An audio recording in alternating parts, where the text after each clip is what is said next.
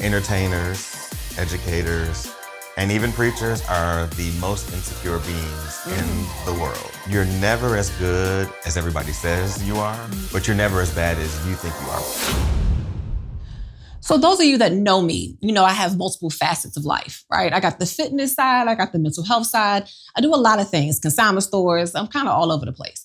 But today I'm joined with somebody who comes with me to the gym in the morning. So Brandon, talk to me about your mental health and what you do in the gym. We talk a lot about how you separate the physical and the mental and the emotional, but talk to me about what you do specifically just to tie it all together.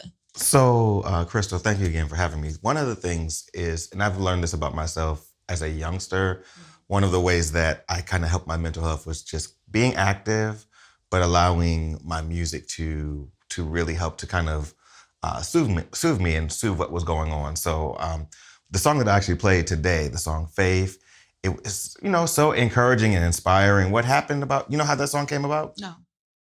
This young girl turned me down for 6 years, from middle school to high school.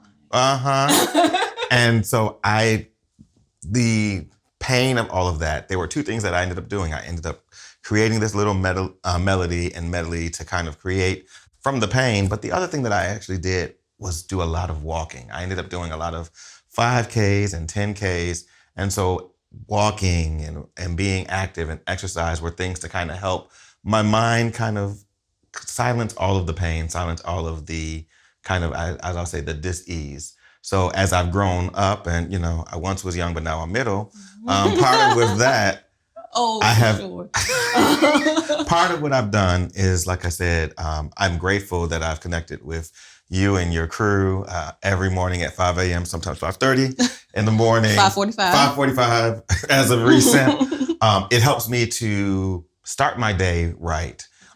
Prayer is one thing, yes, and believing in our Savior and the Word is one thing, but I am a component of physical activity, using my art to kind of also speak to myself, and then as well, therapy.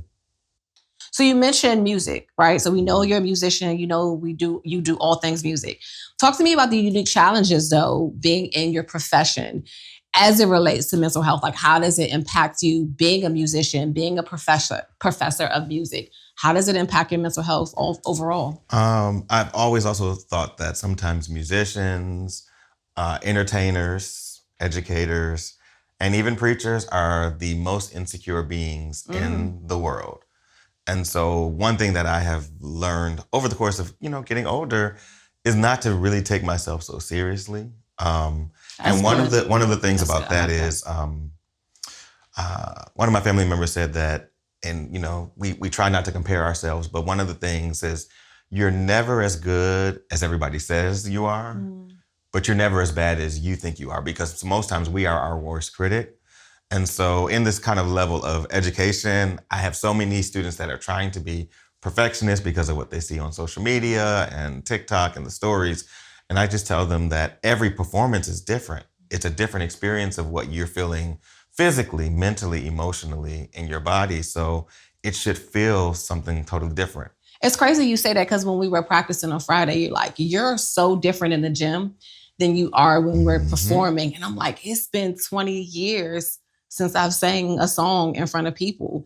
And so it's hard not to compare, because I'm thinking about, well, Kenny did all these riffs and he be rocking. I can't do that. And Larry got the guitar. I don't got that type of skill. So it's hard not to look at the three people and make a comparison. But today when we shot, I was like, yo, that's dope that we have three different aesthetics. Absolutely. And it works. So I like that. I like that answer a lot. And I think that's just in life. I think we've lost a sense of our own level of, and we say identity, but our own originality. There is just something that everybody brings to the table. And again, like I said, it's like, you're never as bad as you are your worst critic. We've talked about that. It's like, get out of your head, get out of your mind, because at that moment, you don't live in the space of what you're enjoying.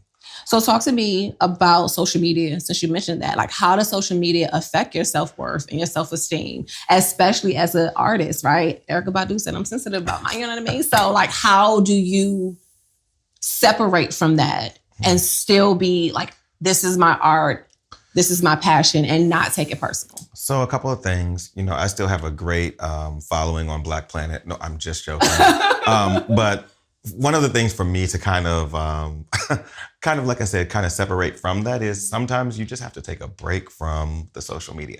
Every now and again, it's healthy to do that. I'm actually currently going through a fast where it's kind of like weaned in 4 weeks. It's like, okay, limit your social media to 2 hours a week. Now it's like none at all. And recognizing what you can do in that time to journal, what you can do in that time to really kind of make your thoughts your own, as opposed to being influenced by the latest trends.